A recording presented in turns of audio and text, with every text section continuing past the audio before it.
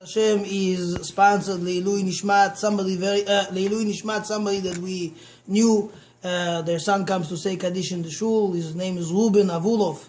Their mother Aleh Shalom Tamara Rucham Bat Bulcha Shem Nuchata Began Eden Elyon. She was a very righteous. She was a special woman, very special woman. I got to know her, and the quality.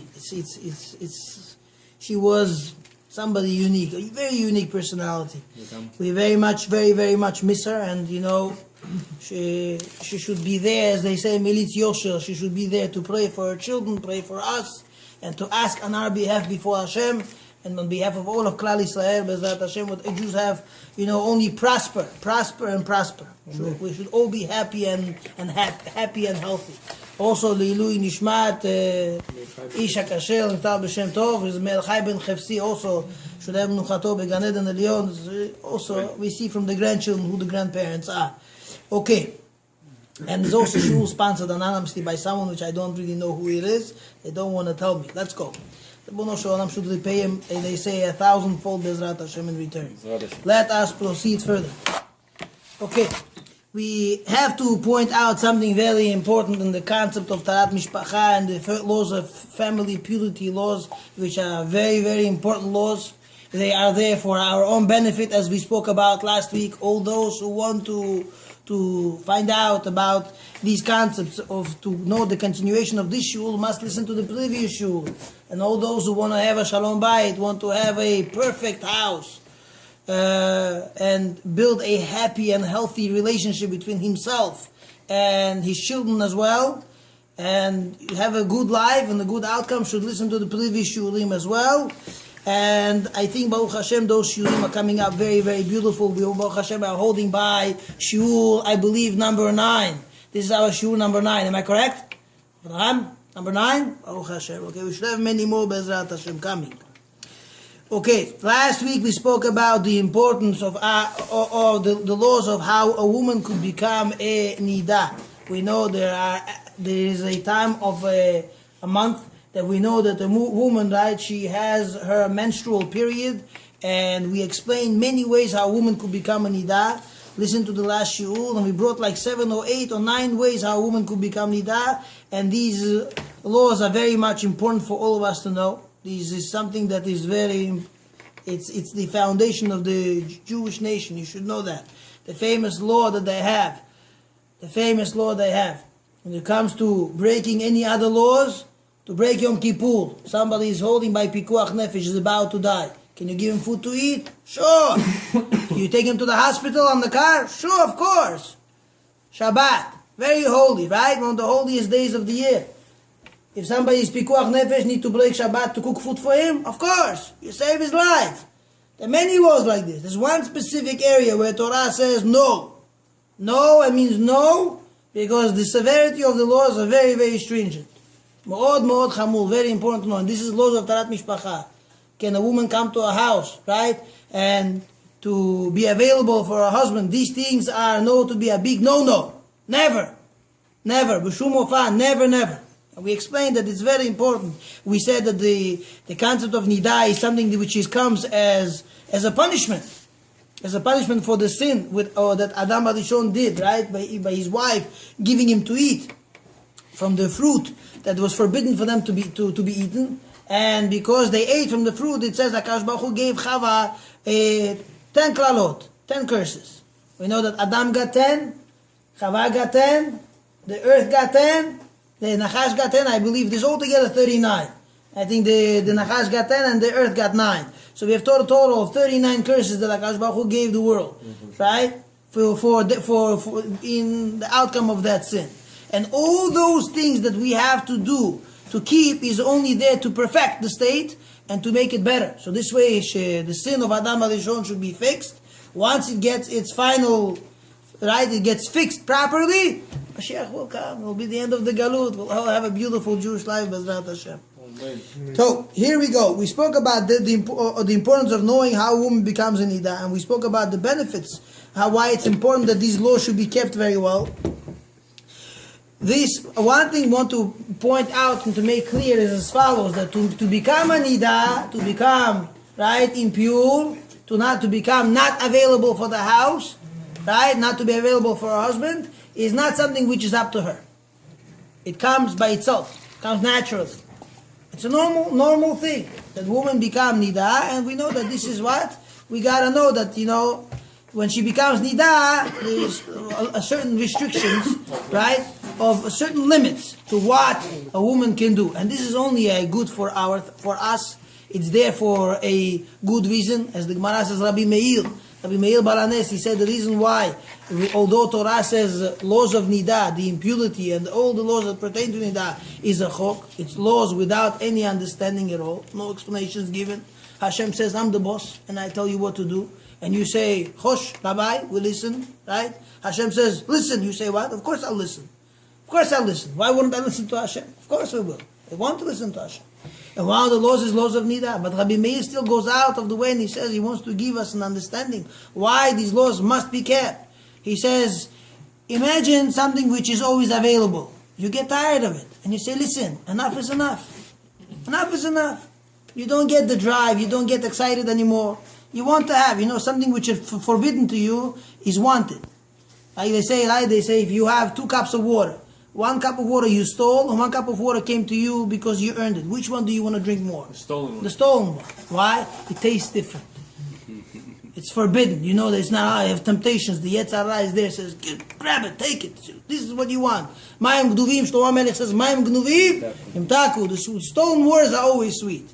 Hello, same water. Same cup of water. So one of them I stole. It's something that you want to say, I accomplished. I took it away from him, and he's never getting it from me. Here, look, I drink it, done. That's how it is. So we know that this is the same thing over here. Hashem says, you know what? I want your wife to be precious to you. I want you to want her. I want you to desire her. So something which is always available, you say, you know what? I want something else. So he says, Chazal say, for that reason, Rav Meir says, why Torah says there's supposed to be these laws of impurity where we have to abstain from one another, we have to stay away from each other, right? Why? Because they say it should be what, as Lashon Chazal, Rav Meir says, the reason why he says, so it should be, forgot Lashon Chazal, it says that you should be that that you shouldn't come to a point of saying, you know what, I can't tolerate her anymore. I don't want anymore. Like the famous saying, they said one time, I remember there was a story how a Khatan, after 9 months of being married to his wife, he came over home and he said, you know what, I think this is the time we have to part our ways, we have to go, Ani lekivun zeh v'at. He says, why? He said to her, how much can I eat the same korogan? How much can I eat the same food? Everything always available. That's not what the point is. The point is, had they kept the laws of Tarat Mishpacha, and they would abstain from each other, he says, she will be to him as alav keshat nesata lechupa. She should be on him like as if she's just now being married to him.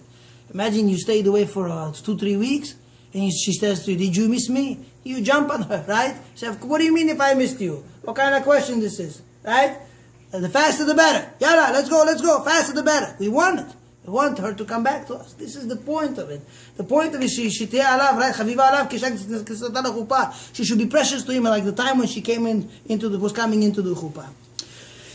So we want to know that to wait to become nida, we said, is something which we cannot help. It comes on its own. A lot of people, unfortunately, I know that some people, they don't know about this. There was a story, actually, a true story that happened. A guy came over to a rabbi. He says, Rabbi, listen, he says, it's something very private and something I don't want to talk about, but I have to ask you. He says, what is it? He says, I think my wife is very sick. He says, what do you mean? She says, that she gets it like every 20 days, right? After 20 days, 25 days, 30 days, she has this heavy bleeding. And he says, I'm scared, I'm afraid. She probably sick. Something is happening to her. Maybe she's going to die. And I'm worried. He says, I don't know. He says, my wife also. She says, listen. She says to him. She told him, listen, leave it alone. That's how it's been since I'm like 12 or 13. That's how it's been happening every time.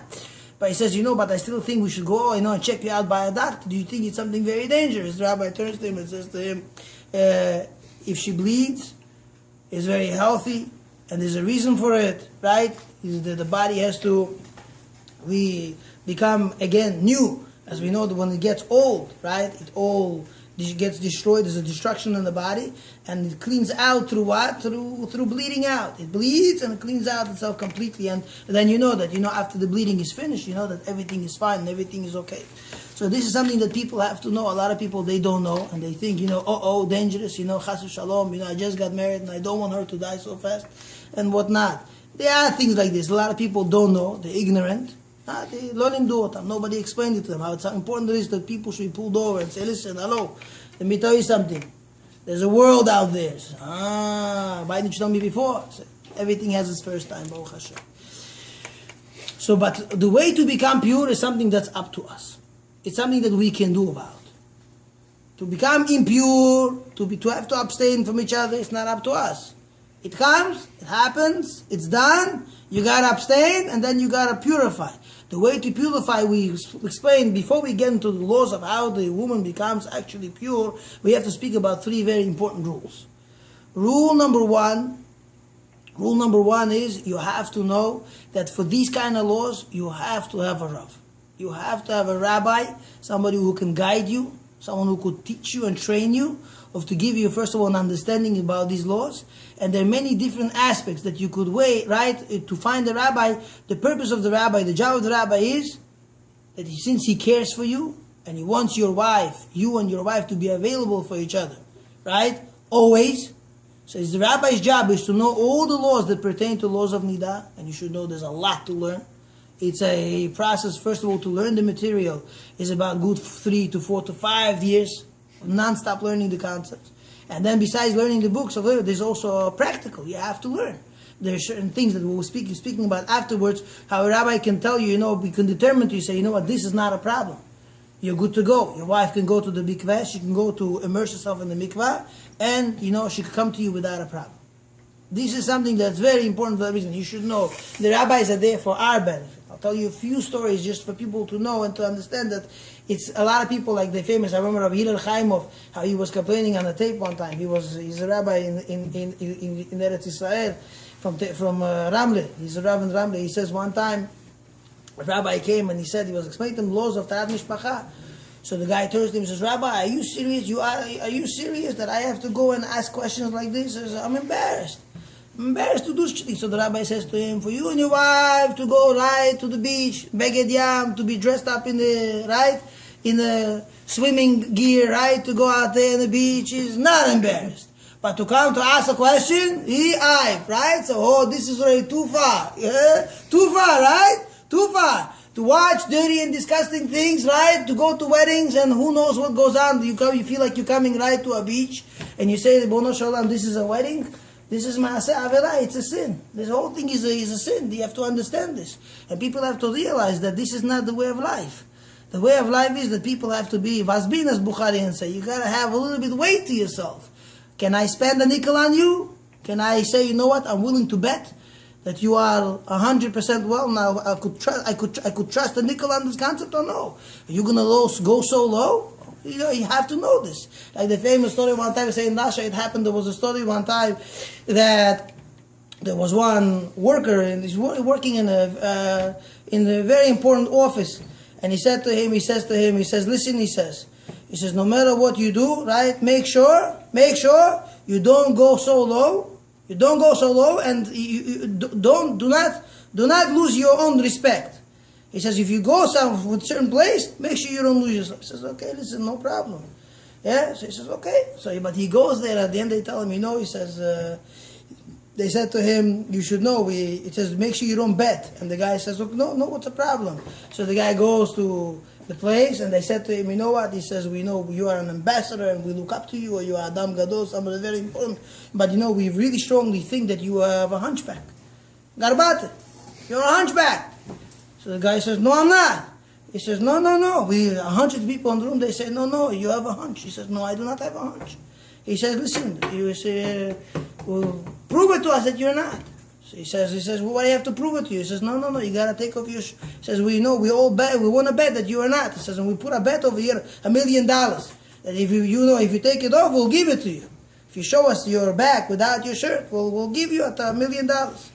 So the guy says, How bad could it be? You know, my boss told me I shouldn't belittle myself, but take a look, I'm making $1 million. I'm sure the boss will be happy that I bring this money back home with me. And the next thing he knows, he takes off the shirt, they say, you know what, we see that you're not hunchback, everything straight, symmetrically, perfectly fine. Here's $1 million, he goes home. He comes there and the boss tells him, no. He says, did you belittle yourself? He says, listen, he says, I made $1 million for us. He says, you're a fool! I lost 100 million! Just because you did that. What do you think? Why did I warn you not to belittle yourself? Don't belittle yourself. Don't go so low. Just because all the other people on the beach over there they get undressed doesn't mean you should follow them. Don't be the fool to follow everybody else. Just because 1,000 people jump off the Empire State, don't take a parachute. Don't even take a parachute to jump. Don't say, you know what, I'll survive. No. You know that you don't jump. Very important to have a rabbi in this concept. And there's nothing to be embarrassed of. And there's ways how to do it. A lot of people, they say, no, I'm embarrassed. But you don't understand. A lot of times, certain chumrot, things that people get strict over. They get strict over certain things. I'll give you an example. Some people, they say, listen, I think that, there's a certain thing that they have to do an internal examination. And you could tell that, it's not a problem. But she decides and he decides, you know what, I'm embarrassed to go to the rabbi. Forget about the whole thing. We're not going. Let me tell you a story that happened. It was a true story. There was a woman. She came from England. She came to America. And they were in the house that she was staying by, this woman, she used to hold classes for these kind of laws. She held classes for these kind of laws. Mm-hmm. And she said to her, he says, it's very important that maybe you should, but she came because she needed medical attention. This woman needed medical attention. This is how far this went. It's a true story that I heard. The story goes that she says to her, why don't you come to this class? She says, listen, I'll be honest with you, I abstain and I stay away. I think nobody is as perfect as I am. She says, what do you mean? He says, I never go to ask any questions. I see a problem, I say, you know what, I'm not asking. I'm not asking. So she says to her, but it's important to ask. She says, you know what? This is the time of year that I have this, the cycle is here. And I have the question on the color. Says, you go ask. So this woman, she took the envelope, right, with the stuff, and she went to the rabbi. She passed it on.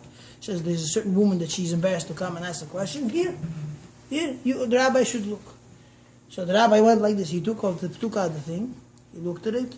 He says, what? He says, this woman, she never had children. Says, and besides the fact that she never had children, this blood stain, the stain that's showing right now, it shows that she says she has a very terrible kidney failure or something like that. She needs medical attention right now. Right now, take her to the hospital. Just by looking at the color. They grabbed this woman. They took her to the hospital. She needed a transplant. They transplanted on the spot. She needed to have to remove an organ and to replace it with something else. If they waited a little bit more, she would die. There is ways how to do it. If you have a problem to do it, there's ways how to do it. The way to do it is very simple. Many rabbis look. Rabbi Tzadka is one of them. That you could go and you could ask. What you do is you take an envelope, you put it dry, right? You put inside the envelope, you close it, and you write what this is. And we'll say exactly how to determine what. And then you write telephone number. Don't write any names. Telephone number. Anonymous. Last name. Say question, no last name. Telephone, no names needed. No just write what this is. This. You go to his mailbox, you throw it in. And then he comes home, he takes it, he checks it to the sunlight, and he says, okay, this is a problem or this is not a problem. Only in the sunlight? Why is not Rabbanim? Sunday. Why is not Rabbanim? That's supposed to. No, the rabbi is the one. Women never determine any of these laws. Never. Women have no right to decide what is what. Isn't that supposed to be better? Certain things, women, yes, but the laws of Tarat Mishpacha is not for women to decide. Because women, Chazal says, we explained before, Datan Kalot. They very easy to give in and very easy not to give in. It depends from which side of the world the wind blows. If it blows from the right, they go to the right side. If it blows from the left, they go to the left side. So that's how the mind works. Yes, let's go for it. At night it's not permitted at all? At night, no. The rabbi does not check it unless there is a leniency that they have, a daylight, they have a special light, that they can go ahead and do that. He checked in his car light. There is a way how to do it. Leave it up to the rabbi to decide how to do this exactly. But anyhow, let us proceed a little bit further. Okay. So we have the following. So there's another interesting story that happened. People should know and understand how the rabbi is able to determine everything like this. Easy. One time there was a guy who came to the rabbi. He says, "I have a question." He went to the Rav. The Rav took the thing, right? He opened it up. He says, "This is not a problem." He says, "Why?" Kulo Adom, it's all red. He says to him, "It's not that." He says, "Your wife has hemorrhoids. Take her to the doctor." And they were able to tell. Went to the doctor was able to say, yes, she has hemorrhoids. And they were able to solve the problem. It was just starting, and they were able to treat the situation. In that case, it was another case how there was a story with Rabbi. Somebody came in, he has a question. So the rabbi looked at the thing. He says, "Tell me," he says, "your wife goes to a university, she goes to a college, she learns. He says, what does that have anything to do with anything at all? Well, he says, yeah, happens to be she does. He says, "Tell me the bag that she has, right? The bag. She has metal zipper, right?" He says, "Oh yeah, it does." He says, "This stain that she has on this examination cloth, right?" He says, "is not from blood. This is from rust." He says, "Go home, put hot water, shampoo, soap, and try to wash it. You see, it's never gonna come off. If usually rust never fades; it stays the same color. Rust cannot be washed off. WD-40 only, right?" So he says, "This is rust." The rabbi was able to catch it like this. He knew exactly how to determine, how to tell, that this is this, and this is not this. And Baruch Hashem, there's many people that are they're professional in these things, and they're able to show their professionalism. They're able to tell these things on the spot, 1, 2, 3. They could look and say, "Oh, this is not this." A lot of times, right? That there could be there's a wound. The only blood that specifically could be a problem is the blood that comes from within, right? If you have blood that comes from within, so you from the uterus, so you know for a fact that this is from there, and the rabbi could tell. So a lot of times there's nothing to do with the internal. There's a scratch. There's a wound or something, right? And the rabbi says, "Okay, this is because yesh srita, there's a scratch. Go to the doctor." The doctor says, "Yeah, it is there. There's a scratch. That's where the blood's coming from." The rabbi able to tell like this. They're able to tell just by the look of the color.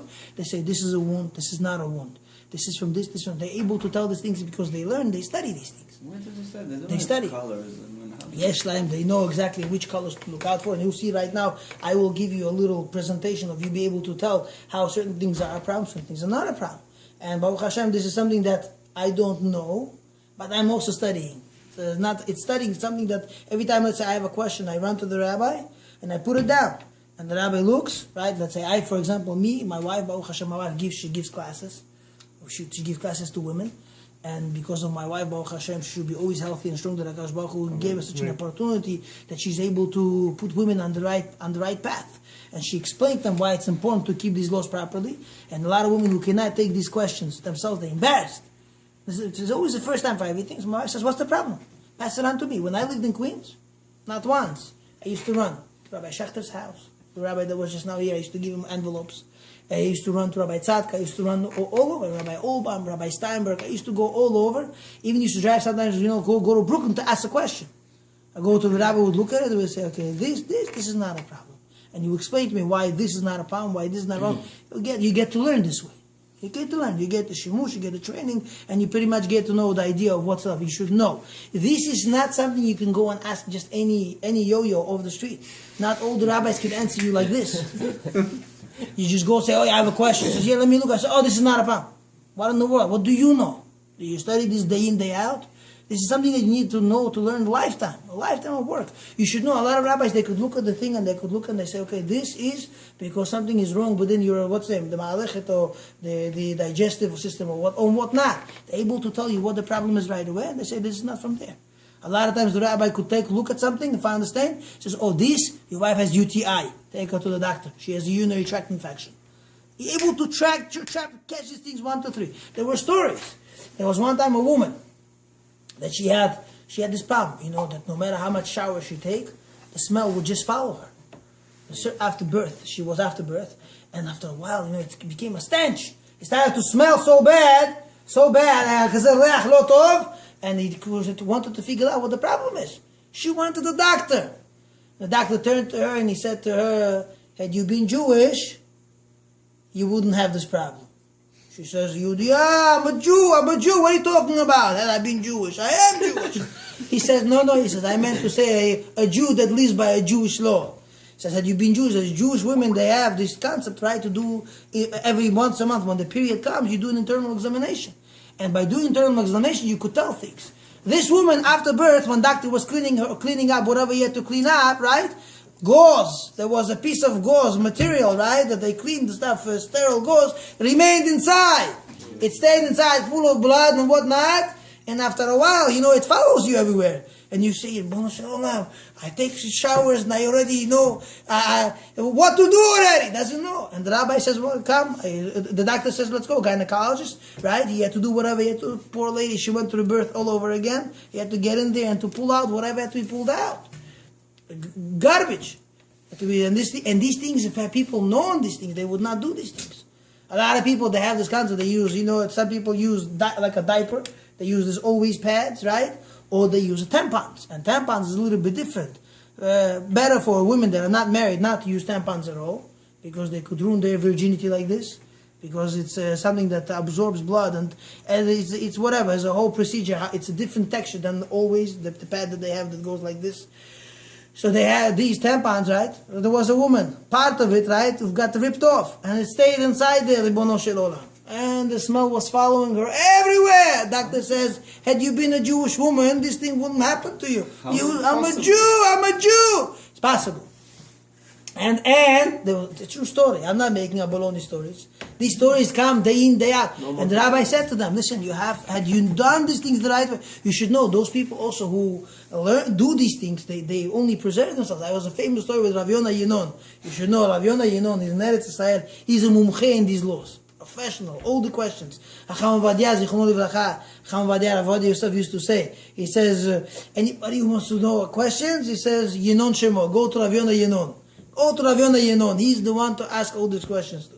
So one time he was on the airplane, flying, and he says, Baruch Hashem, and in the airplane, you don't have to put your phone on airplane mode. Cell phones don't work. We're getting there. Soon they're going to have cell phones working up there in Shamayim too. But he says, this rabbi said, you know what? Once and for all, I'm taking a flight. I'm going to a different country. I could sit down. I could learn. Li'ado yashav, next to him sat down a goy, a non-Jew. Let's not talk about tzvayim colors, right? So he says there was a non-Jew sitting next to him, and as the rabbi was looking through the laws, this guy was looking in. He says to him, what are you looking at? So what can you understand? He says, you rabbi, you're learning laws of Nida. He says, are you Jewish? He says, no, I'm a goy. I'm a non-Jew. What you? He says, I'm a professor. And there was a whole thing they had. He says to him, they started talking. He says, well, what do you have to? He says, we're a professor, we're a team. You know how the world today, they do research. They want to do research on everything, right? And when they do researches, right, they try to figure out everything. So this team of doctors that they had, like 40 doctors, they're all into religion. Trying to see why certain religion keeps what. And what it helps and what it doesn't help. Is it something that's worthwhile, something not worthwhile? He says you should know after we went through this, it came time to learn laws of Nida, so we did the research, everything about it. And we figured out we had to learn the concept very well, so we took books.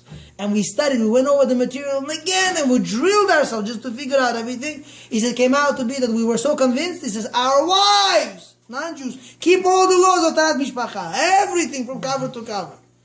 And he was going with them and in detail. Why this? He says, this because this is because of this and this is because of that. There was a whole story there in details. I know the whole story. I don't have to go that far.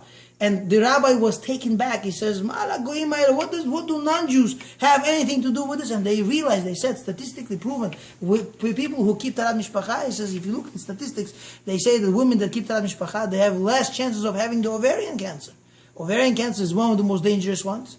And by Goyim, very common. By non-Jews, is very, very common.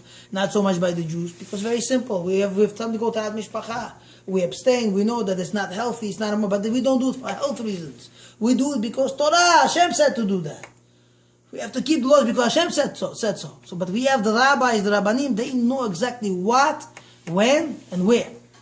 And the rabbis, they only want to make it as easy as possible for us. And the stories that we hear, how they're able to determine things. They're able to catch things, to figure out things, and people go crazy. How do you know? I know, I told you a story happened recently to my friend.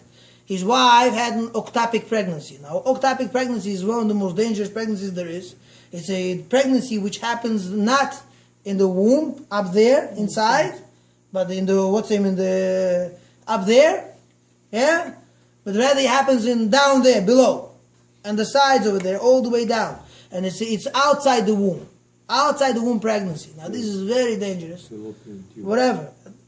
So, but this ectopic pregnancy, it happens inside the fallopian tube? No. Below or up? Fallopian tube. It's on top, up above? Okay. Leading the canal that leads to the ovary. Right? With the ovary, though, it comes out towards it and the zera shoots in. So it doesn't go down. It traps, becomes pregnant, but doesn't go down. And if an ectopic pregnancy happens there, oy vavoy, it's very dangerous. It's very deadly. People could die from it. So they need a DNC. They need a doctor to come and to do like an abortion. They gotta clean it out. But for a doctor to get into that fallopian tube, it's so much pain. It's Gehenom in Gehenom. It's a hell within hell. And I mean it. It's very dangerous. It's very, very dangerous. And this woman, she had an ectopic pregnancy, and she need to solve the problem. Who do you think helped my friend out of anybody?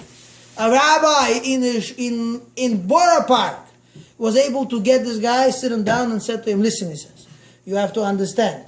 Step number 1, you have to do this. Step number 2, you have to do that. At the end, the guy came back to him. He says, Rabbi, tell me, he says, are you a doctor? Are you a doctor? He says, because what you told me to do, the doctors in the hospital did not know it as to the finest detail as you knew it. Knows it inside out. I could name you people. I know another rabbi, very big, he's a specialist in this, Rabbi Ausch in Williamsburg. Talmid Chacham, he knows everything. And you come to him and say, are you a doctor? How do you know these things? Did you go to you have to be a professor in college to know all these things. And they know. Kacha. They know it on their fingertips, they know everything. So it's very important to have a Rav, no matter what. Why? Because you have to understand, the rabbi is there only to make it as easy as possible for us. And you should know the rabbis, they care. The famous story with Rav Moshe Feinstein. That's how. Amen. Rav Moshe Feinstein, the story goes on. The famous story goes on that one time, right, there was a certain woman. She needed a certain thing to be taken care of. And Rav Moshe Feinstein said, I will help you out. He picked up the phone and he called his doctor, who was a professor. He called him up. And he said to him, and we know that Moshe Feinstein was a very calm person. The story goes that he never hurt anyone's feelings. Say one time there was a famous story that Moshe Feinstein was coming to go to some kind of convention, a good convention or whatnot. He was driving. So the person who came to open the door for Rav Moshe Feinstein, he realized that when he opened the door, Rav Moshe was he took his hand out like this and he hit his hand. Why? Because his hand, when the guy closed the door for him, got stuck on between the door closed on his hand. And Rav Moshe held his hand like this, smiling the whole way till they got to the place. The pain he went through, imagine a hand stuck, the door closed tightly. How? All the fingers got stuck in there. Not a word. And he was a person who was calm, never hurt anyone's feelings. So they say that one time of Moshe Feinstein, they say a story goes with him, he called the professor and he said to him, I have the situation where it has to be, we have to figure something out for this woman and I need your help. Medically, you know this field, right? You understand these things. You have to help me out. He says, okay, no problem, we'll take care of it tomorrow. And Moshe turned to him, you didn't hear probably what I said to you. He says, tomorrow, what's the big deal? What's the big deal? It says to purify a woman, to allow a woman to come to her house, it takes precedence. It comes first and foremost, more than anything else. And he gave this professor over the head. The professor ran and they sat down, they figured everything out. And they figured out that this woman everything was legit, okay? And she was permitted to go to her husband. This is something that's, that laws of Torah Mishpacha is there for... Is that Doche Torah? Huh? Is that Doche Torah also? What do you mean Doche Torah? Bring the woman to her husband. You do everything by laws of Torah. Bring a sample to the rabbi. You have to ask a she'ela. You have to ask a question. If you cannot ask yourself, do it to somebody else. But again, there are ways to do it. Do I wait till Shabbat is over, or I can? No. After Shabbat. After Shabbat.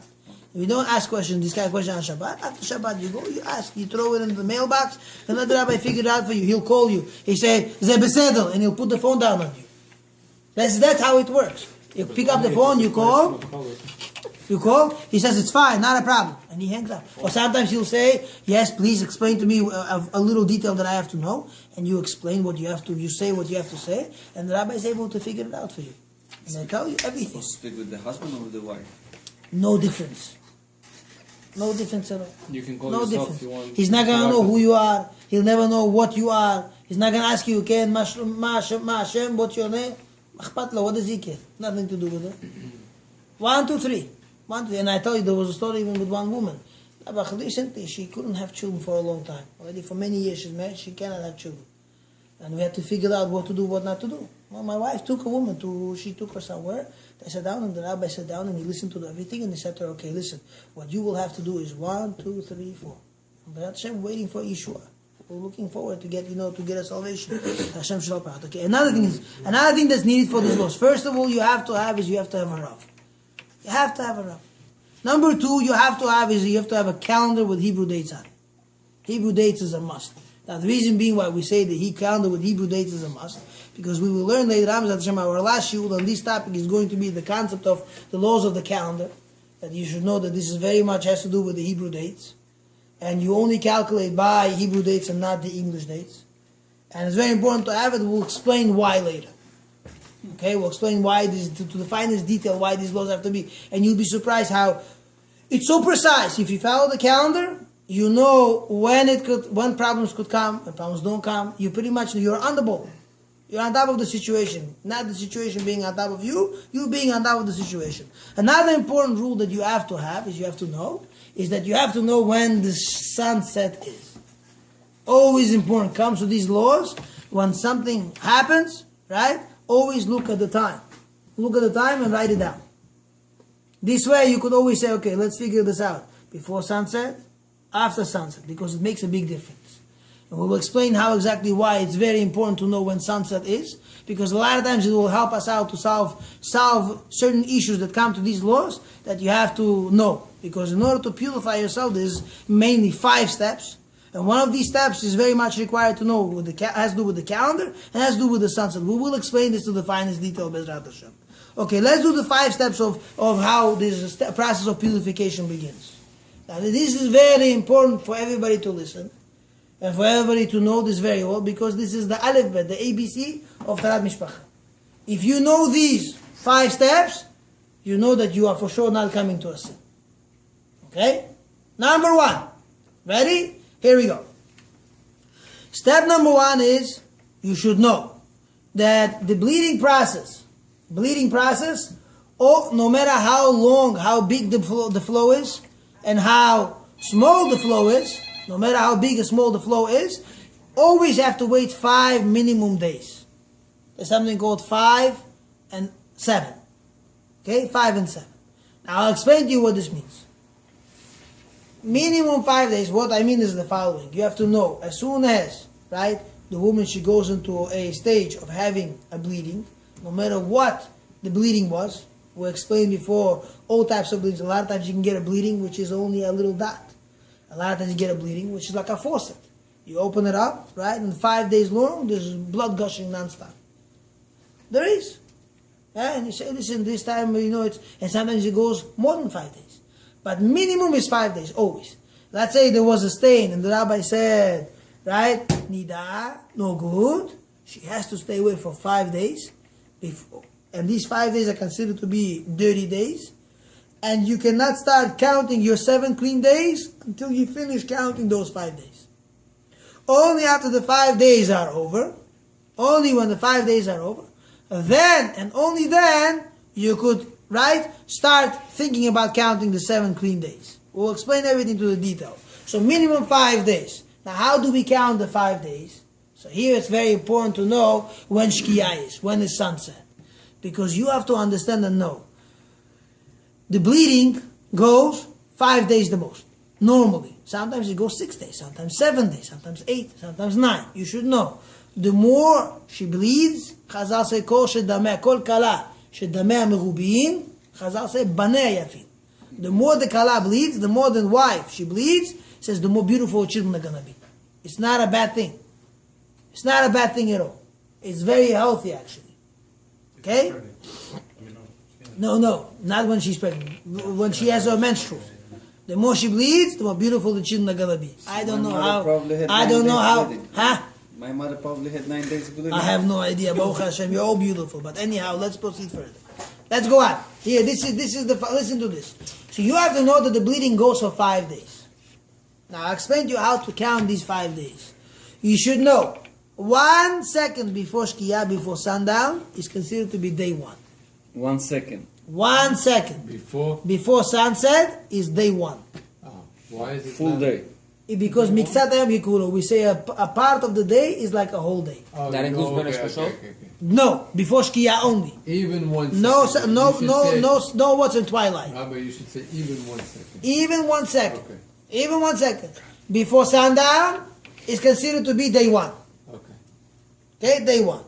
Then you count day 2, day 3, day 4, day 5. Once you finish your 5 days, 5 days come to an end. There's something called, so this means the dirty days are over. The dirty days are coming to an end. So those 5 days are considered to be those 30 days. Those 30 days are considered dirty days, and they have to be 5 consecutive days, 5 days in a row. 1, 2, 3, 4, 5. At the end of day 5, right, you have something called step number 2, which is called Hefsek Ta'ara and Moch.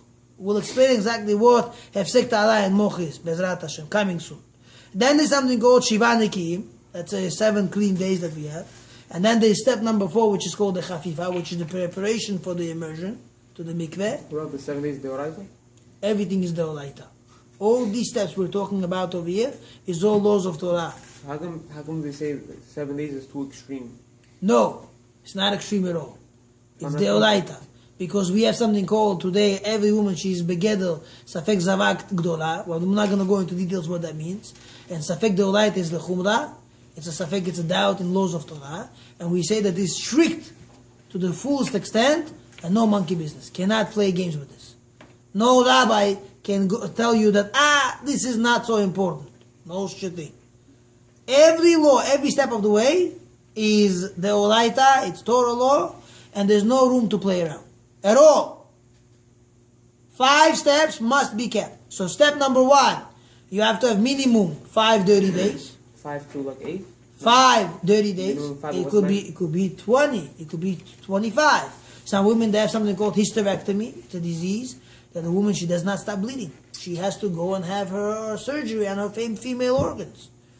Because otherwise, if they never stop this problem, it's going to be, she could never live with her husband again. It's even dangerous. She needs to, because she could bleed to death. It's not a joke.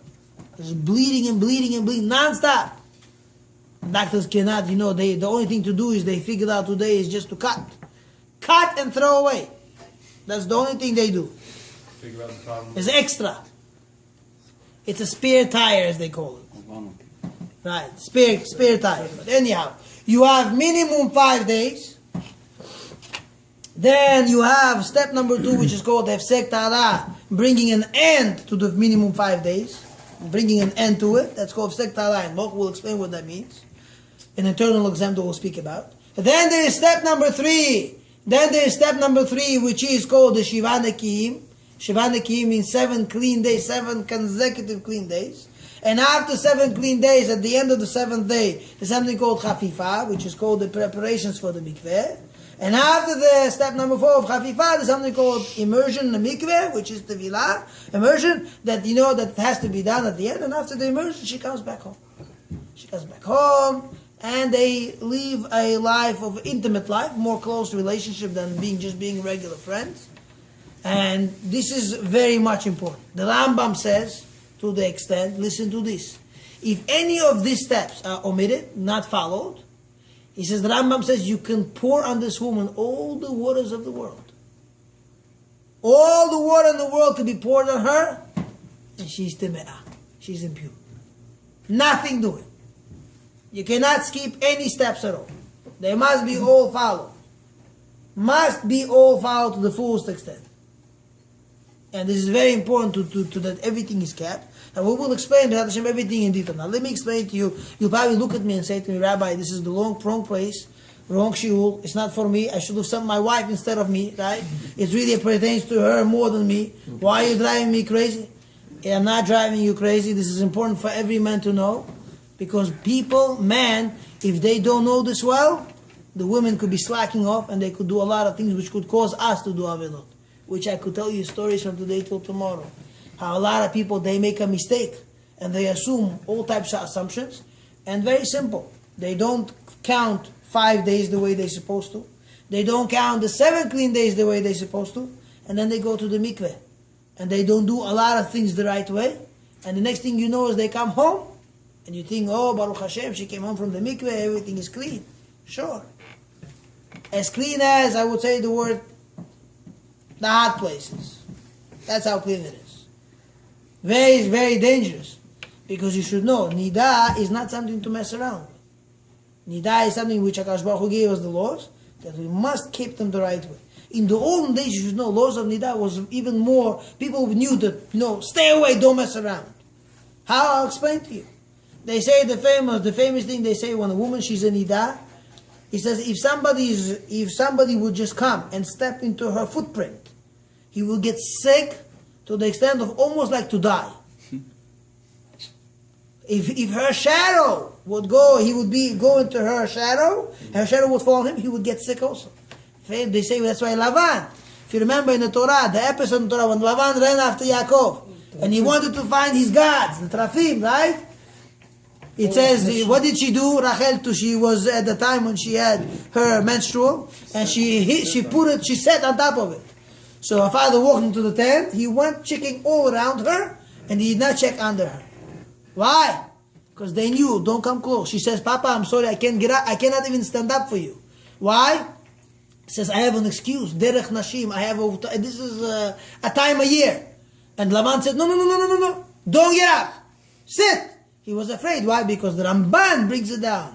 The Ramban says in the old days, laws of Nida, the things that pertain, if her shade, her shadow that came off of her body would fall on him, he would be right beneath it, he would get sick like a dog. Even those that worship idols believe Yeah, this was something not to mess around with. Stepping in her footprint. The famous thing the Ben Ish Chai says. The Ben Ish Chai in Sefer Chukei HaNashim brings down a very interesting concept. This is something that you blow your mind off.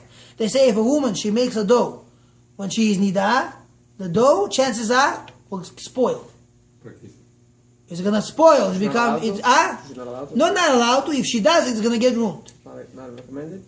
Not recommended to start it. They say if a woman, she smells of flowers, right? Husband brings her flowers to watch Shabbat. She smells them, they will wither out fast. They're going to die out. If she's in Nida. She's Nida. What happens if she cooks on 1, 2, 3, huh? On Shabbat she cooks. Tell her to cook good food for you. No excuses. She can't say, you know what, it's this time of year, I can't cook for you. Go bring food from somewhere else. That's not an excuse. I don't know how this today, you should know, this severity of the impurity that used to be in the old days today is not so applicable. Doesn't happen so much because we are all today have Tumah. You don't know how much we are all suffering because we are physically, spiritually impure. This is why we're not able to learn and understand things the right way. The mind is not clear. Can't think straight. The impurity that's there in the world today has a very big effect on this thing. We just don't know about it because we never had anything to do with it. Rabbi Yosef Mizrahi said that if you pass by, where dead people are, just by passing it, it's already you impure. Yes. How is that possible? It's possible because you have a tree that has over you. You pass under the tree and the tree is covering over the burial, and you're under the same tree, you become impure right then and there. And the impurity is very strong. Now, there's no way to become impure. Today, we do not have this. We cannot. We don't know how to. We don't know how to, and we do. There's no way to. But is it so? There's a different. They say maybe a person goes to mikveh, but it doesn't help anything. Nothing helps. We all have tumat met, impurity of tumat met, the dead, the deceased. On 182nd, nothing to improve. We have a property over there they said it's a burial ground. So am I allowed to walk next to it? Or You're not a Kohen, not a problem. If you be a Kohen, it's a different story. Rabbi, going to the mikvah. It doesn't help. Okay, but it's still. Does not help. It doesn't help. It's nothing. It's nothing. Tosefet Dusha, yes, a little bit purity you get, but it doesn't help. It does not help. I think it's still. It helps a little bit, but it doesn't help much. What helps much? Huh? What helps one? Going to mikveh does help, but not so much. But like They say, I tell you, the Ben Ish Chai brings down a very interesting concept. He says, listen to this. He says, we know that the Ruach Ra'ah, the Netilat Yadayim that we do in the morning, is to take away the impurity that's here at the end of our hands, right? It says the Tumah, because we sleep at night, so we are 60%, right? 1/60th death, 60%, right? We have impurity, or we taste the taste of death. And it says that when we wake up in the morning, the fact that we start waking up, the impurity goes away from the whole body, and it ends up being left off on the edges of the body, which is the fingers and the hands and the feet as well. So they say that the Netilat Yadayim that we do one, 6 times, right, 3 times on each hand, that we do, it helps to take away the impurity, Ruach Ra, from the hands. But for the feet, it doesn't help. No matter how much you're going to wash your feet, with pouring water over them, nothing's going to help. But the Ben Ish Chai does bring down, he says, you know what will help? He says the purity of coming of Shabbat. Listen to this. He says, what you do is you go Erev Shabbat, you cut the nails, cut the toenails, you cut all the toenails, and then you go to the mikveh, and then when Shabbat comes in, the purity is so strong that you could take off the Ruach Ra'ah from the feet as well. Now this is Kabbalistic. Ben Ish Chai brings it down in the laws. So you don't have to go right through, say, oh, the rabbi has, whatnot in his house, and he probably studies, and who knows what he studies there. He always tells he doesn't know anything. It's straightforward, spelled out for you in the Ben Ish Chai. If you want to take a Ben Ish Chai on top over there, he talks about this, and he explains all this, right? Black and white. So this shows the mikvah helps. This shows the mikvah helps. It does help with the purity of Shabbat. But the Ruach Ra'ah of Tumah, the impurity of the deceased, that will never help.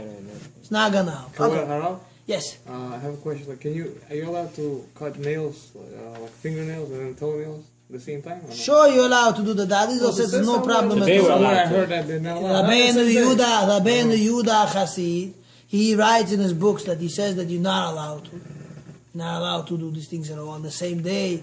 Right? So you shouldn't do these things.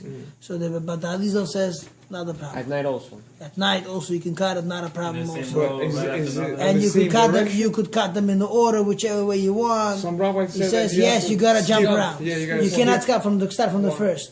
You can't start from here. You gotta start from here, and then here. You don't cut them in order. There's a whole procedure. Arizal says not a problem. Not a problem. Sure. Simple Ari as as simple as it Is is. that also written in the book, in the halacha book? In the Ari brings it down. Where I saw this, brought down. No Kabbalah. Let's go further. But anyhow, let us proceed further. So again, if any of these steps, the 5 steps that we spoke about right now, are skipped, chas v'shalom, or not kept properly, like I know, for example, there is a situation, very interesting one. I'll tell you a true story that happened. A woman, she lied, and I can guarantee and say that her child is a son of Ben Nida. He was born from in the marital relations of the impurity of Nida for sure. A story that goes on that a woman, she called up and she said, "Listen, the doctor tells me that my ovulation is earlier. That happens during the 7 clean days. And there's no way possible I'm going to get pregnant." She didn't want to listen to anyone. And I know for sure some people told her there's a way how to do it. All you have to do is ask a rabbi. And she did not bother. She didn't do that. What did she do? What's the big deal? She went to the mikveh early. She did not keep the 7 days the right way. She went to the mikveh early. She came home. She lived with her husband. Yes, she got pregnant. But that child is a Ben Nida. What does that mean? Ben Nida will explain. There's something called Bnei Tesha Midot. Hundreds of those studies. Thousands. There's something Bnei Tesha Midot. Bnei Tesha Midot means there's 9 types of children that Chazal say are for sure good when they're going to be born. They're going to be rebellious children. What do you mean rebellious? Posh'im v'mordim. You say, mamzer. You feel like saying, this child, he locks my brain. Forget about to drive me up the wall. Guaranteed. But that's And a lot of people say, nah, here I had my children, right? And I didn't keep any of those. And they come out normal. They say, yeah, they keep the Torah to the fullest extent. No, they don't keep anything. So that's called a rebellious child. You should know, a child who's born b'kedusha u'b'tahara, chances of him being not frum is 0. Not follow the laws of Torah is 0. If everything B'kedusha is done, v'betara. everything is done, b'kedusha v'betara, if everything is kept properly, the child is going to be kodesh kodashim. The child is going to be somebody very special. Everything, you mean Shabbat? Or just Whatever Nida? pertains to the bed. To the, Whatever pertains to laws of Nida. The child is going to be born perfect. Now, what happened to somebody, a Jew that didn't know nothing about There's something Nida called doing and tshuva.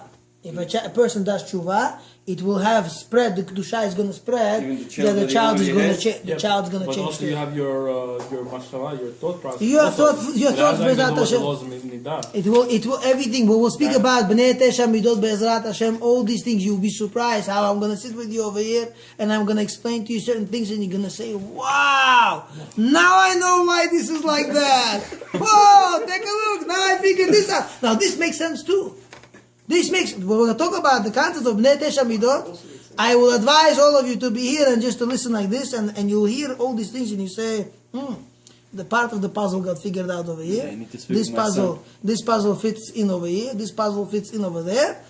Jigsaw, everything back in its place. Now we could frame it. Time to frame the puzzle.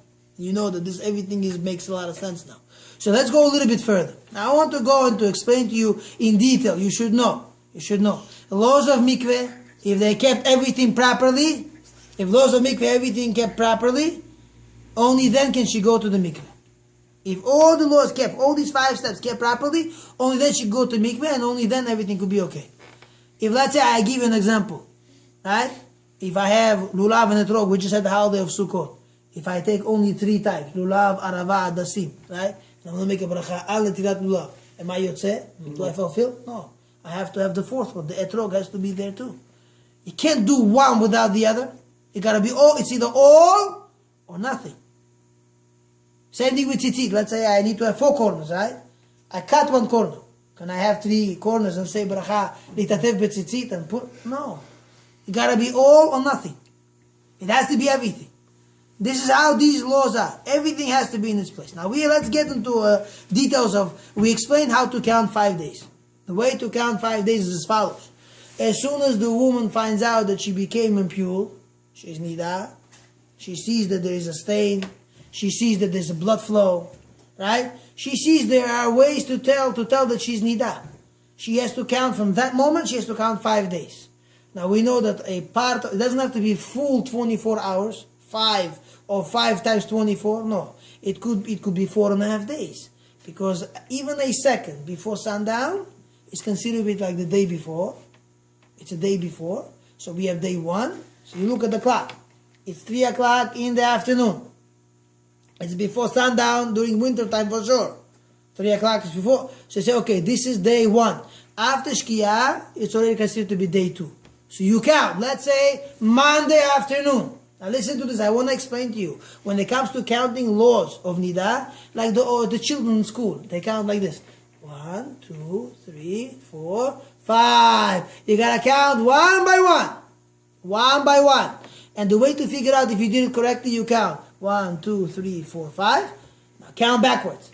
1, 2, 3, 4, 5. Oh, so I did perfect calculation. This is what the end of the 5th day is. So this is how to count 5 clean days, 5 dirty days. Minimum 5 dirty days. This is one way to do it. Like 1, 2, 3, 4, 5. Got it. Clear. That's how it goes. It's more than 5 days. 5 dirty days. So let's say if it's more. 5. Oh, it's minimum 5, and sometimes you can go to day 6 also. You have 10 fingers, so you can keep going. She could bleed. Okay. I'm saying, but minimum 5. You can Let's use say the she other has. hand again. Let's say she has only 1 stain. How do you do that? 1 stain only. 1 stain only. So you still have to count 5 dirty days. No matter what. No matter what. 5 minimum dirty days. 1, 2, 3, 4, 5. The way to do is very easy. You take on a calendar, right? Hebrew calendar, where you see there's a before sundown or after. You mark before sundown, and you draw a red flower. X. Question. A red flower, saying, okay, it came. A rose, a red rose on this day. Draw a rose on this day, say right over there, the clock time, hour, and figure out if it's before Shkia, before sundown, you know this is day 1. So you count, day, Count down. 1, 2, 3, 4, 5. So now, on the minimum 5 days. Now, on the 5th day, or let's say it's going to be day 6, or day 7, or day 9. It's always different. But you gotta count, right? Once it comes to an end, and you know that the blood flow is clean, it's finished. Now, how can you tell that it's finished? How can you tell it's finished? We know that the impurity of Nida is from within the body, inside, not on the outside. I will give you the best example will be over here, is that if I have, let's say, 2 cups, right? No mind that. Okay, I put my finger there, please don't drink from it anymore. Now it says like this, 2 cups, right? Let's say this was 2 cans of tomato sauce. 2 cans of tomato sauce. Give you an example. And these two cans of tomato sauce, how do I know, they're both open. How do I know which one is clean, which one is not? Let's say I play a game with you. I washed one of these cans thoroughly. How do you know which can is dirty, which one is not? The only way to do it is to figure it out. You take a, right? And you go like this. And you check. That's the only way to tell.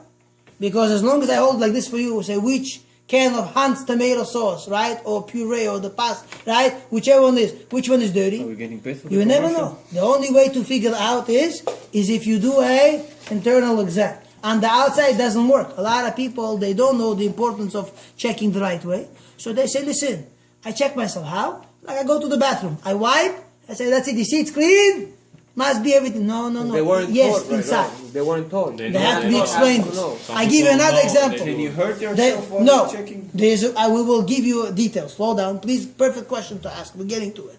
That's the next thing we'll get to. I give you an example. One time there was a story in Israel, and the story in Israel goes there was a seminar. One woman, listen to this. One woman, she said, no matter what you tell her, she says, I'm not doing internal exams. I'm not gonna check myself internally. Not gonna check myself internally at all. Now, why? She says, "Lo tzricha, I don't think it's needed at all. I could check, like, wipe myself, it's good enough. But to do an internal exam, no way." So they were sitting, there was one Rabbanit over there, she was talking to her, a seminar. Arachim was making a seminar, she was trying to convince her for a long time. And nothing helped. No matter, she says, Azvi, shtuyot, leave me alone, I don't want to hear. So what happened? They were sitting there by the Suda. You know how everybody sits around one table. Listen to this. They're sitting all around one table. They're sitting all around one table. And this lady, she says, can you please pass me the ketchup bottle? So somebody tells her, no, the ketchup bottle is finished. There's no more ketchup in there. So this lady herself, listen to what she said. She said, no, my mother said there's always something left on the inside. Keep squeezing. Yes, תמיד משהו נשאר בפנים. Always. So the Rabbanit got up on it like this. She says, got you. He says, you just, השמיעי לאוזנך מה שאת מוצאה מפיך. Listen to what you're saying. תמיד משהו נשאר בפנים. There's always something remains on the inside. The woman was convinced, and she stopped keeping Tarat Mishpacha the right way. She started doing the internal because the nidut is on the inside. You have to make sure everything is clean completely. Only when you know that it's the end of the dirty days can you say that the next day is clean. You can never say something is clean when it's like this upside down and you don't know what goes on the inside. No way to figure this out. The last 30 days you have to check before sunset. So now we're going to explain. The way to figure it out is like this. The end, like Abraham pointed out, the end of 30 days have to be before sundown. Before sundown. What it is, it comes to minimum 5 days. Before, right, comes to the 5th day. We have, as the Chazal call it, they say the Ma'ayana Satub. You have to make sure that the river flow is sealed, it's closed. There's no more flow. The way to figure it out is as follows. They sell special cloth, material cloth, which is 3 fingers by 3 fingers, 3 by 3. Right, like you go 3 by 3, there's a special size they have already prepared and cut. They have everything. They sell them in the mikveh. They sell them in the Sfarim store, some bookstores. They sell these things. They sell them also. They're very cheap. They come sterile. They take new cloth. They wash it very well. It goes through laundry, whatever. It's very soft material, so they don't come to a point of damaging themselves because on the inside everything is very, very gentle. It's very, very gentle skin, and we don't want any scratches or anything like that because the woman will suffer at the end. So what it is that they sell special material cloth that they take, right, she has to take her index finger. The way it's done is, I will demonstrate for you that this is something that people have to know how to do this. The way it's done is that she takes a material cloth, right? It's about this size. Like this size, maybe smaller. They cut in a certain way. You take this, like this, you put it to the center, and you wrap it around the finger like this. Wrap it around. Once it's wrapped around, yeah, index finger, whichever one. If she's a lefty, she's a lefty. She's a righty, she's a righty. So I'm a lefty, right? So I put it like this. It's in my index finger, okay, like this. It covers this much. Now what goes in is this much will go in for sure of the finger. Almost the whole finger can go in, and we go as far as possible could go. What she has to do, she has to lift up one of her feet, right? Open up, bend down, right, and put. And she has to go a full rotation inside. Pull, insert, and full rotation, because there are a lot of folds and crevices. Like you see my hand, there are a lot of lines. When I close it, you see I get folds. So then we want to make sure there's no bloods over here in these crevices and these folds. So we have to do an internal exam, thorough inside. She does one good rotation, and she pulls it out, and she has to leave it, right? She could look at it to see that if it's clean. She leaves it to dry. Daylight, she could check it again. She checks it to the daylight. This is the way to figure out, right, how to tell if this everything is done the right way. So this is called a hefsek tahara.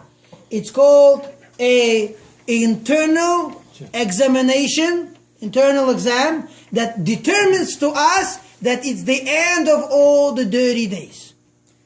Without this check, you let it in the No, because I give you 2 cans of ketchup, tomato sauce. Tell me which one is clean. Without the internal exam, you could never tell. No way. So if you don't check, wasted your time. if you don't check, even if you wait 7 clean days and you go to the mikveh like the Rambam says, all the waters of the world will pour on you. You swim through the Pacific Ocean. Nothing do She it. might think that she's clean, like nothing will come There's out of her nothing do underwear, it. right? There's But then when nothing she do stick it. goes like this, and it's the blood comes out. Then she's You know, they say, I heard somebody said that you should know, all the skin disease that people have, the skin disease that people have eventually when they grow older, is because that when the parents, they had the relationship, is because there was still some blood remained from there. Because that's how the skin disease comes and forms. By some people. This is brought down in Sfarim. I'm not making these stories up. Whatever I say to you is because I heard this from my rabbis, or because I heard it from somebody who's very knowledgeable in these aspects, and they say that, if you keep things the right way, it comes happy and healthy. Now, the next thing is as follows. So the way to determine that it's the end of the dirty days is if she does an internal exam. Now, the right way to do the internal exam, there are 3, there's mainly time, the main time to do it is a half hour to 2 hours before Shkia. Before sundown, towards the end of the day, we advise every woman that she should take a bath or take a shower. Bath is more preferable because everything gets soft, right? And she could wash herself very well, especially down below. She could clean herself, get prepared, and then she could do her internal exam and determine it's clean or not clean. So anywhere between a half hour to 2 hours before sundown, this is the time to do the internal exam. Okay. Now, if, let's say, she works in the office, and there's no lunch breaks, and there's no time to go to the bathroom, and she's very busy, there's always time to do it from early in the morning. After sunrise, say the day just started, she could do her, from anywhere from then and on, she could do her internal exam. Okay, but best time to do it is half hour to 2 hours before sundown. It's very easy. She runs into the bathroom. She has a little bit of water in the cup. She could wash herself very fast. Wash herself. She could take the material out of the thing. Internal exam. 1, 2, 3. She takes it out. She lets it to dry. Yeah, and she hides it. She comes and she looks at it afterwards. Okay, everything's clean. Good to go. This is the way to do it. So anywhere between half hour to 2 hours is lekatchila, the best time to do it. And from the morning, if she doesn't have time to do it later on, let's say a woman, she knows she's not going to remember to do it. Busy day, Baruch Hashem, 7 children in the house, and they all come from school at the same time. And they drive their mother up the wall, down the wall, up the wall, on the ceiling, off the ceiling, crazy things go on. She knows she's going to forget. And her husband, Baruch Hashem, also is very busy. He does not remember to even call her, say, honey, please don't forget, you have to do your internal exam. Very important for the guy to be on top of things to remind her. Because if she forgets, it's one more day she's not going to come to him. Another day he forgets, it's another day she stays away from him. You pay the price. You shoot yourself in the foot. Okay, you have a loaded gun and you play Russian roulette. Huh? Push it in and oh, lucky me, it went through. There's nothing there. Right? Don't shoot yourself on the head. It's very dangerous. You pay the price at the end. Because if she doesn't do it on time, gets pushed off a day. By 1 minute she doesn't do it, sundown, too late. Can't do it anymore. Next day. 1 minute. Yes. If let's say it's sundown, you look at the clock, 5:41 and 43 seconds is sundown, and second 44th second already she's late. Out. She could ask her rabbi. She can ask her Rav. And if the rabbi decides to pick up the phone and say, okay, I hear your question, and he'll say, no good. No good. I had this question. Somebody called me up. Calls up our house. Says, she tells my wife, I was late by a minute or two. When we tell her we cannot decide for you. We have not in the league, we're not of that caliber to decide for you, to determine for you this kind of laws. Pick up the phone, call Rabbi Tzadka. Call him, get through to him. He picks up the phone, Baruch Hashem, he knows it's emergency when we call. He picks up the phone and we say, Kach v'kach, this and this is what happened. Late by a minute. Tomorrow is another day.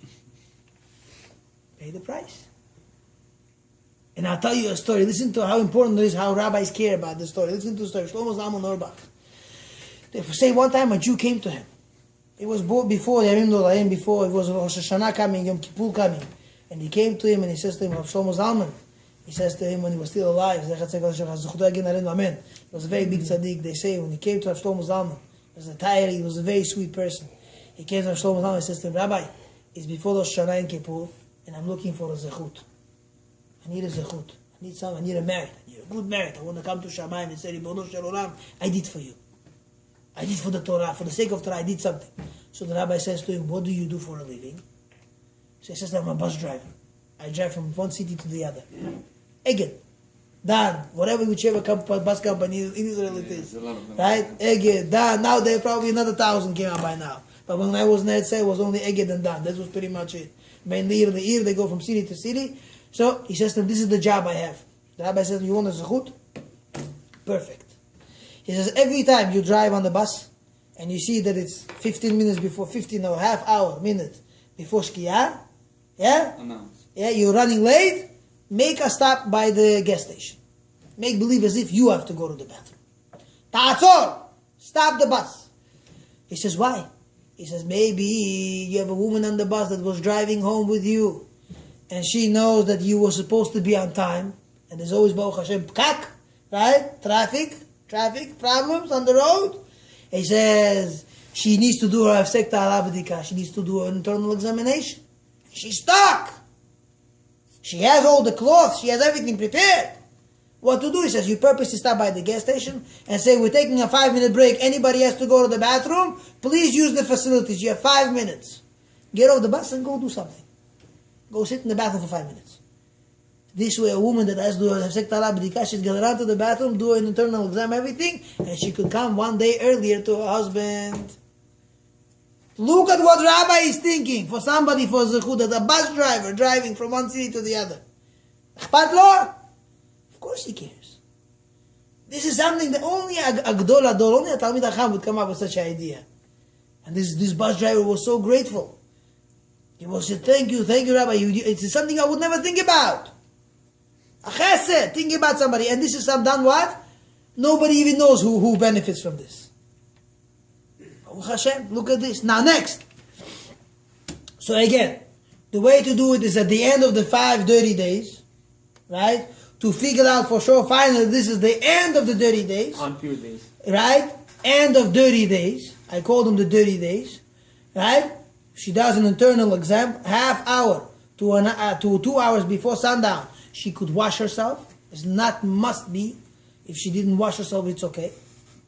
But if she washes herself, it's always better because you clean out all the dry stuff and all the stuff that got stuck over there. Right? The can has to be washed very well to get it to the exam. So you clean out very well. And then you know that this is the time that you know for sure she could go to become pure. Now, she does her internal exam. It comes out clean. Baruch Hashem. The next day is going to be her day 1 for clean days. Now, before we go further, listen to this. Let's say she did her exam once and it didn't come out right. Now, the preferable way to do it like this. Let me explain to you something. Women, right, when they wash themselves, they wash out all the oils and everything that they have naturally coming from their body. So everything becomes very dry. So she should not do her internal exam right away. She washes herself, let her wait 5 minutes. 5, 7, 8, 9 minutes, she wait. So the oils that they have inside the body, no natural ones, come back. And she could do her internal exam gently. She could insert, and she knows that she's not going to scratch herself. She's not going to cause pain to herself. Okay? And afterwards she does, after waiting for a few minutes, she could do her internal exam. Come out, everything is clean. If it didn't work out, did not lubricate, yeah. If it did not come out the right way the first time, she could wash herself again because she did it half hour before Shkia. 2 hours before Shkia. She could do it. As long as it's before sundown, she could still take a chance. But advisable, don't do it 100 times.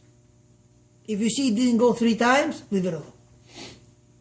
Within those half hour, you could do 3 times very fast, and it didn't work out, leave it alone.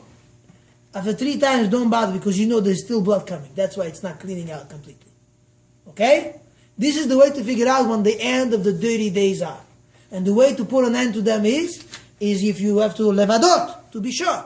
That you took a thing and you did an internal exam, you did everything legit, you know everything is clean. You know there's no more blood there. Then there is something called, to accompany this internal exam, there is something called a minhag, which the Rama brings down in Halakha. He says the minhag to do a mochtachuk. If let's say this internal exam, we had to go all around, to check everywhere thoroughly, something called mochtachuk. You take another one, and you just put it in and leave it in there. You leave it there to make sure that no new blood came again, till 3 stars come out. Okay, before Shkia, before end of the day, you make sure that it's already Mayana Satum. You know that the flow is closed. There's no more blood coming at all. And then to make sure that no new blood came till sundown, you put inside the mochtachuk, another one you just put in without turning anything, leave it there till 3 stars come out, and you know for sure that she is for sure pure. But that's not necessary. It's necessary. If you skip and you don't do it, you have to ask a rabbi what to do. Because a lot of times... Where's the part that we do that? Oh, slow down. Yes, we do have to. I'll explain to you why. Let me tell you something. If it's a minhag after 5 dirty days, Yaakov, listen to this. Yeah. Listen. Listening. If it's a minhag by end of 5 days, it becomes a halacha in the middle of 7 clean days. Because in the middle of 7 clean days, let's say she messed up. She's supposed to have 7 clean days completely. 7 clean days. In the middle of her 7th day, she had a bleeding. Now she has to do again hefsek. That day, she knows she finished bleeding, she cleans herself out, and she does hefsek tahara, she does an internal exam. Amen. She does an internal exam. It says, she must do a mochtachuk, because then it becomes a halacha. So therefore, don't say for Sfaradim it's not. No, it's always important, because I'll tell you something. You should know, when you tell a woman, oh, that's not important, she's going to put an X on it for the rest of her life. X out! Don't have to do it all. Okay, you're right, but we have to know. We have to. Oh, this is for rabbi to know. We have to know. All, And this is everything only- has to be on the table. It's true. And therefore Yeah, you tell, when you give teach a them the right woman, and the left and everything. therefore when you teach a woman, you teach her to do it, go one extra step instead of snoozing it completely. Because if in the middle of 7 days she doesn't do her moch, it's a problem. She does not leave that thing inside there. It's a big problem. Allah. What do you mean in the middle of her 7 days? If in the middle of her 7 days suddenly she has a new bleeding. If she has new bleeding. If she has a new She bleeding. doesn't. If she has a stain and the rabbi says nida, no good. Then she has to do hefsek ta'ara, internal exam very well, thoroughly checking with rotation. After 5 days. Right, yeah, if in the middle of 7 days it happens, in the middle of 7. 5 days were over. So she just And then got she out counts her 7 clean days. one clean day, in the third day, clean day, she has a spot. And the rabbi says, no good. Satra, everything gets erased. Down again, 5. No 5, she doesn't have to. No. No new 5 ever counted. As soon as she finishes her bleeding, she does washes herself, internal exam, and then she must do mordachuk. She has to leave in that one more till the 3 stars come out. No, so only in that situation, yes. Yes, and if she doesn't, it's a problem. And therefore, you teach a woman, if she forgets something to do, she should pick up the phone and say, Rabbi, I forgot. And the rabbi could blow her away. So, what do you mean you forgot? It's not done. You forget to eat breakfast today? There was a story in England. Listen to the story. The rabbi has to watch what he's doing, but I'll tell you a true story that happened. One time, one of the Rebbitzins, she used to teach Kala classes. She received a phone call. Her friend called her up. And she says, you should know I'm embarrassed to call. She says, I'm embarrassed to call because I forgot to do a certain exam, which I was supposed to do. I didn't do it. Can you please call the rabbi for me? So she says, what's the problem? I'll call for you. She picked up the phone, and the rabbi blew her up. What do you mean you forgot? No such thing as forgetting. You forget to eat? You forget to take a shower? You forget to... He goes, what is that supposed to mean? You forgot. She's like, so me, says, foolish enough, I said, you know what's the big deal? Alcohol. And I got it on my head. It blew me away. So I picked up the phone, I said to my friend, listen to me. He says, next time you have problems, call yourself. And that was it. Because you have to know how to solve these things right, because it's not something to play around with. Every step has to be legit. Because if any of these steps are not proper, chas v'shalom, nida for the husband. And if he lives with nida, Hashem yidachem, it's a very big avera. Very big avera. It's not a joke. Not something to play around with. Is there a way to correct that? There's certain to fix. How do you fix it? How do you fix that sin? Or that sin you get, there's a way to fix. If I'll tell you this, if somebody stumbles, the smartest thing to do is they should pick up the phone and call the rabbi. And the rabbi will tell them what to do and guide them through it the right way. Because this is a very severe sin. It's not something to play around with. Because simply this type of avera is the fate of his whole future. Not only him, his children, his grandchildren, everything is on the line. It's jeopardy. Playing game, playing with fire. Next, let's get to the next thing. So after she does her internal exam, she does, right? Going in circle, rotation, before sundown.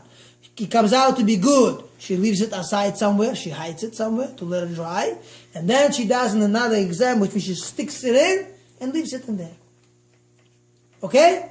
Till 3 stars come out, which is about 45 minutes to 72 minutes. Depends, we go with Rabbi Utam on that. And then you know that you take it out, you leave it to dry, you check them in the morning, you see everything is legit. The next morning is going to be her first 7 clean day. First day to clean. Let me explain something to you. You should know there are colors. And the colors that you should know that are for sure no good is red, black, blackish. Okay? This is considered to be no good colors. So if a woman does, she has an internal exam, right? And she sees any redness, red, she sees those red color, red or blackish color. Usually black is because there's a wound inside there. That's why it turns black. Blood. The blood turns black color. So that's for sure you know is no good. So she has to do it again. She has to rewash herself and do an internal exam again. Then there is questions which are, certain colors which are not a problem at all. Like I'll give you the colors. The colors that come that are not problem at all is, good colors like this, white. She did her internal exam and she sees there's like a white substance. White. It's a discharge. White, completely white, not a problem. Off-white, cream color, not a problem. Pale yellow, not a problem. Light green, not a problem. Huh? Blue, this thing is blue. Blue? Yeah, sure. When she has a wound, there's a wound, there is blue. Sure, there's bluish color. Not a problem also. But listen to this. Listen to this. There is, this sounds like, right, as they say, red and orange, green and blue, shiny, purple, yellow too, right? All the colors that, leave up in the rainbow, right? Remember that? No. So this is the story pretty much. So then there's colors which are, as we know, colors that are, listen to this. Then there's something called colors that are question colors. I'll explain to you which question colors you have. Any colors, right? Any colors of brown, any shade of brown is a question. Dark brown, chocolate, right? Light brown, brownish, right? Look, all types of colors, no good. It's a question you have to ask a rabbi. And the rabbi could look at the color and say, okay, I don't see any redness in here at all. It's perfectly fine. Baruch Hashem, she comes home earlier. Because the rabbi says, no good. It's one more day later. Now, it is not a color. Orange color. Orange color is a question. Color yellow, like deep yellow, like a yolk color is also a problem. It's questionable. Dark brown, light brown, chocolate, rose, pink. All these colors have to be asked, something to ask about, and the rabbi is the one to determine what's good, what's not good. Okay? There are colors that you have to know about.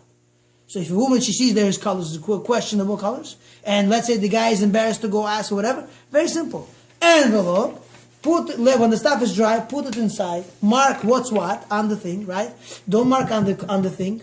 Good to use always 2 separate envelopes, right? And to write on them, let's say you take 2 separate envelopes and you staple them together, you put your telephone number and name, you put one at a time. You say, write like this. This is a hefsek tahara, the internal rotation one that we did, exam, and this is the moch, the one that she did afterwards, the following one that she just put in and she left there. Once they're dry and you have a little question, you don't know if it's good or not, or it is good, you have a question, inside the envelope, after it's dry, you put inside the envelope, you leave it in there, put your telephone number, say like this, on the first envelope, write, hefsek tahara, internal exam, right, end of 30 days, and the second one you write moch, and you put it inside the rabbi's mailbox, he calls you out, he says, Zebeseder, it's fine, don't worry, that's it.